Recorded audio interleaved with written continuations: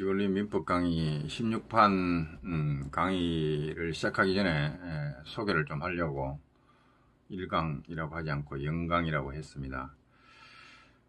제가 원래 지올린 민법 원론 가지고 강의를 했었습니다. 지금 에어클래스에 유료 강의로 올라가 있습니다.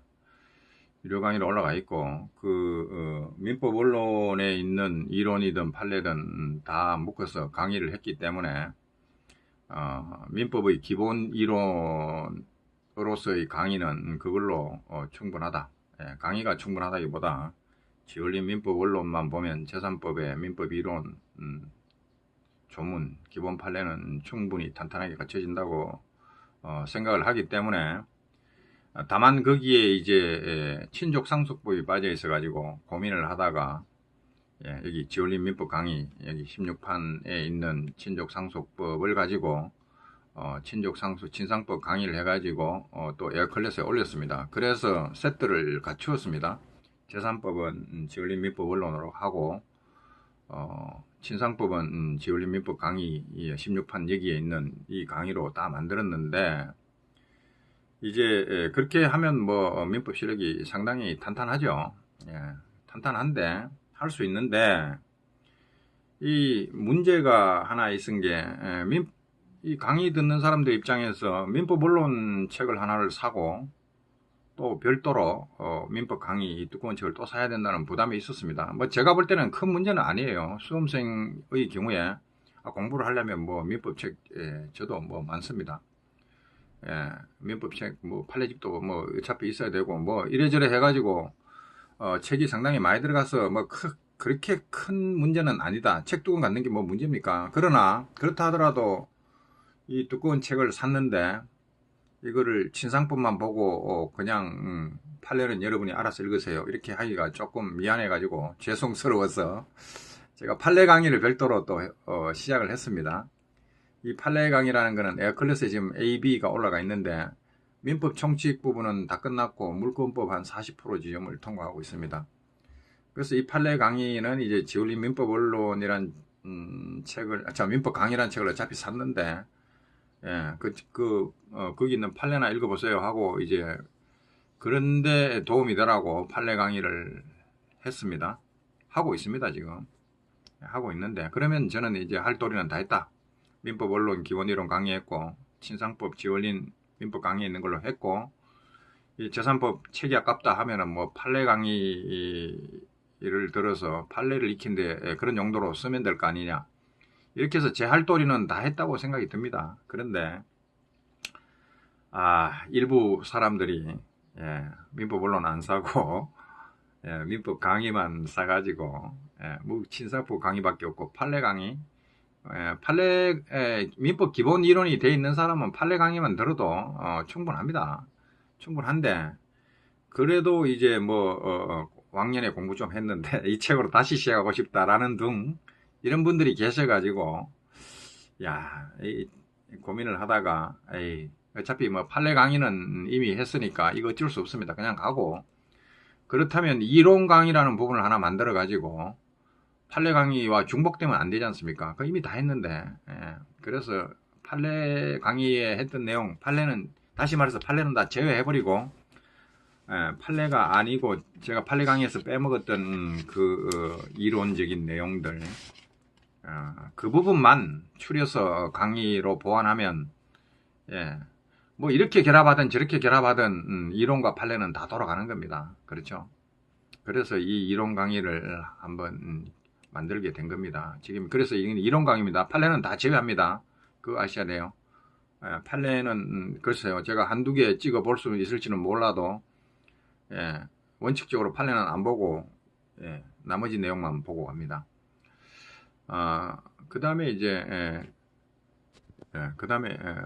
민법의 체계는 그러죠. 민법의 체계가 이제 우리 판택된 체계로 돼 있다라고 하는데, 지올린 민법 원론에서는 서술 순서를 좀 바꿨죠. 민법 총칙 보고 그 다음에 바로 계약법 나오고 물권법이 맨 뒤로 배치되는 그러한 체계를 구성을 했더라고요. 근데 학자들이 법전 순서대로 서술을 하든 또 나름대로의 어떤 민법을 이해하는 데 빠른 방법이 있다라는 새로운 체계를 개발해서 하든 간에 제가 볼 때는 민법의 체계는 변함없이 법전의 체계라고 생각합니다. 우리나라 민법이 있지 않습니까? 민법 1조부터 쫙 나오는 그 민법 총칙, 물권법, 채권법, 친족법, 상속법으로 편성되는 그것이 이 법전의 민법의 체계라고 저는 생각을 합니다. 그렇게 생각하기 때문에 민법의 체계에 대해서 민법의 체계를 잡고 싶다? 그러면 뭐 교재를 보는 것도 방법이지만 결국은 민법 조문을 열심히 보고 민법 법전 펼쳐놓고 목차를 열심히 읽어버리면 민법의 체계가 그 순서대로 잡힌다고 저는 생각을 해요. 그렇기 때문에 민법의 체계는 법전의 체계다. 그래서 법전을 중시해야 된다. 이런 말씀을 드리고 그 다음에 제가 강의를 어떻게 할 것인가 라고 생각을 좀 해봤는데 제가 공부전문법무사라고 자처를 했습니다. 공부전문법무사의 뜻이 다양한 뜻인데 저는 여러분들한테 강사로 나설 자신은 없어요. 제가 여러분보다 지식이 우월해가지고 무슨 특출난 민법 지식을 가지고 있어가지고 조은봉이 설명 들으면 민법이 지식이 짜자작 전달이 된다. 그런 능력은 없습니다. 그런 능력은 없고 제가 할 수 있는 것은 민법 원론에서 봤듯이 훌륭한 교재, 알찬 교재를 선택해가지고 그것을 함께 읽으면서 내지는 함께 공부하면서 함께 공부하는 겁니다. 제가 공부 전문 아닙니까? 공부 열심히 하는 거 전부이다 말입니다. 그러다 보니까 공부를 가끔 가르치기도 하는데 어쨌든 제가 먼저 공부를 열심히 하는 게 전문입니다. 그래서 함께 공부하면서 여러분들이 이 강의를 수강하는 사람들이 이 민법 강의라는 교재를 선택해가지고 그 내용을 빠르게 이해 습득하고 함께 읽어나가는 것, 그것이 강의 목표입니다.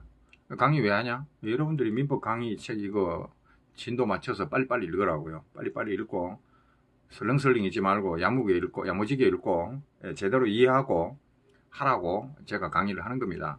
여러분들도 아마 그런 목적이 있다 그러면 강의 들으면서 조은봉이는 이 책을 이렇게 이해하고 있네 이렇게 생각하면서 빠르게 읽어 나가시면 될 거라고 생각이 듭니다.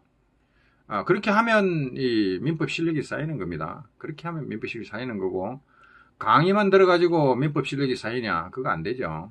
자기가 정리하고 강의는 한두 번 들을 수 있지만 결국 민법 실력이 향상되려면 교재를 제가 볼 땐 최소 10회독 이상, 10번 이상 읽어야 된다고 생각이 듭니다.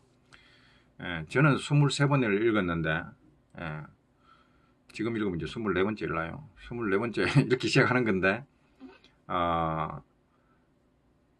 제가 강의를 통해서 제가 미리 공부했던 경험을 전달하면서 같이 읽게 나간다면은 여러분들이 혹시 제 강의를 통해서 좀 더 빠르게 이해할 수 있었다 그러면 제가 23번 읽었던 그 정도 수준에 여러분은 10회독으로 도달할 수 있게도 될 것 같다 그런 생각도 듭니다. 저는 그때 완전 독학을 했기 때문에 그 누구도 가르치는 사람이 없어요. 혼자 돌파하느라고 그만큼 많이 읽은 거고 여러분들은 제가 좀 경험자가 도와주고 하면은 그보다 좀 더 적게 읽고 제 같은 수준에 제 수준이 대단한 거 아닙니다. 시험 합격할 때는 상당한 수준이었습니다. 지금은 공부 열심히 해야 되는 수준입니다. 어쨌든 그렇다 하더라도 경험자니까 이렇게 같이 이해하면서 읽어나가면 여러분들이 책을 한두 번 읽는데 도움을 줄 수가 있고 그렇게 되면 여러분은 그 다음부터 이 책을 여러 번 읽어야죠. 제가 권하는 건 10회독 이상 여러 번 하다 보면 여기 있는 내용이 다 숙지가 되면서 숙지되는 것만 갖고 되는 게 아니죠. 앞에 내용, 뒤에 내용 이렇게 지효령 교수님이 소개하는 법학에 기초되는 내용들이 다 이렇게 숙지가 되면 그것을 스스로 사례 연습을 통해 가지고 이런 사건이 터졌을 때는 민법 앞부분에 민총 부분에 무슨 조문과 채권법, 물권법 중에서 무슨 조문을 결합해 가지고 적용해서 이렇게 결론이 나오는구나 이런 연습을 스스로 많이 해야 됩니다. 그것은 무슨 판례를 통해서도 많이 익히지만은 사례집 한두 개 본다 해서 그게 되는 게 아니라 민법의 기본적인 내용을 익힌 다음에 조문도 숙달시키고 기본적 내용도 익히고 특히 지올린 민법 강의에 있는 이러한 기본적인 내용들을 이해하고 숙달시킨 다음에 어떤 사안에 적용될 때, 그러니까 자기가 자기 머릿속에서 연결을 시켜봐야 되는 거죠. 일단은 책은 아무리 잘 써도 평면적으로 서술이 되기 때문에 그런 입체적인 사건 해결 방법을 책을 아무리 잘 써도 그걸 다 설명할 수가 없어요. 그래서 기본적인 개념, 기본적인 법리 그런 것만 쭉쭉쭉 써주면 물론 이제 사례 연습도 시키죠. 그러나 그거 불충분하고 결국은 자기 스스로의 머리로 앞뒤를 연결시키면서 이럴 때는 이렇게 연결되구나. 이럴 때는 이게 적용되네. 이런 식으로 스스로 생각하는 걸 많이 해봐야 됩니다. 그래야 책을 읽은 만큼 민법 실력이 향상되는 거죠. 여하튼 간에 결국 실력이 오르는 것은 여러분의 반복 숙달에 달렸다. 그런 생각이 듭니다. 반복 숙달 안 하면 강의 백날 들어도 헛일이고 결국은 자기가 반복 숙달을 해야 됩니다. 저는 여러분들이 수강자들이 민법 강의를 조금이라도 더 쉽게 이해하면서 읽어나갈 수 있도록 협조한다. 이런 수준에 머무르는 겁니다. 제가 아무리 더 하고 싶어도 더 이상 할 수가 없어요. 그런 거고 그 다음에 소개 다 했는데 한마디만 더 말씀을 드리면 지울림 민법 강의에 있는 교재 내용은 도대체 뭐 때문에 서술된 거냐라는 점을 한 번만 지적하고 가려고 합니다. 민법 그 누구의 민법 교재도 마찬가지죠. 결국 하는 일이 뭡니까? 뭐 하려고 이 책을 썼냐 이거요. 독자들에게 뭘 전달하라고 썼습니까? 제가 볼 때는 민법 법전, 민법 조문을 제대로 이해시키려고 썼다고 생각이 듭니다. 그것만이 유일한 목적은 아니겠지만 그게 가장 중요한 목표라고 생각이 듭니다. 지울림 민법 강의 교재를 다 읽고 나면 민법 조문들이 어떤 의미를 가지고 해석이 되고 어떤 의미로 해석이 되고 그것이 어떤 사건에 적용이 되는지 이것이 숙달돼야 되는 거죠. 민법 강의를 여러 번 읽었다 그러면 결국 그게 남아야 됩니다. 그래서 결국 지울림 민법 강의라는 책은 민법이라는 법전에 있는 조문을 어떻게 이해하고 어떤 사안에 어떻게 적용할 것인가에 관한 문제를 설명하고 있는 것이고 여러분이 이 책을 다 읽고 나면 그러한 조문을 익히고 찾고 해석하고 그것을 법에 적용하는 능력을 키워주는데 봉사하기 위해서 이 책을 썼다라고 봅니다. 그게 목표겠죠. 그렇기 때문에 지울림 교재보다도 더 중요하게 챙기고 찾아봐야 될 것은 법조문, 법전이라고 생각이 듭니다. 그래서 지울림 교재보다 내용보다 더 중요한 것은 법조문이고 법조문에 봉사하기 위해서 지울림 교재가 서술이 된 거고 그 지울림 교재를 빨리 시키기 위해서 같이 공부하기 위해서 제가 떠들고 있는 것이다. 이런 우선순위를 잘 알아야 됩니다. 그러니까 강사, 조은봉이 떠드는 말은 귀담아 듣지 않아도 좋은데 지울림 교재에 있는 내용은 눈 똑바로 뜨고 이해하려고 노력을 해야 되고 또 지울림 교재 내용보다 더 중요한 것은 항상 법전을 열고 조문을 챙기고 지울림 교수님이 도대체 어디에서 뭐 때문에 이런 얘기를 하고 있는가를 조문 근거를 이해하면서 읽어나가면 효율적인 공부가 될 것이다. 이런 생각이 듭니다. 소개 글은 여기까지 하고 다음에 이제 1강을 시작해 보겠습니다.